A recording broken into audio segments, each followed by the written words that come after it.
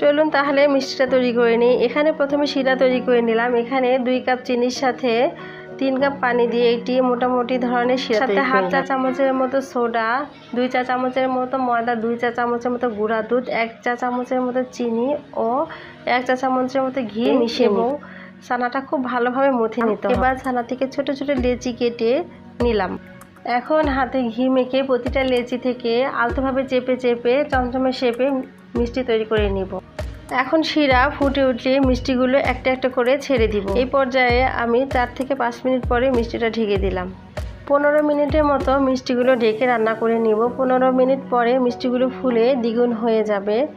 এখন একটু মিষ্টিতে পানি দিয়ে মিষ্টিটা আবার 30 মিনিটের মতো ঢেকে দিব। পুরো মিষ্টিটা রান্না করতে আমার 2 ঘন্টার মতো সময় লেগেছে। 2 ঘন্টা পর মিষ্টিটা 5 ঘন্টার জন্য ঠান্ডা স্থানে রেখে দিয়েছি, যাতে মিষ্টিটা ভালোভাবে সেট হতে পারে।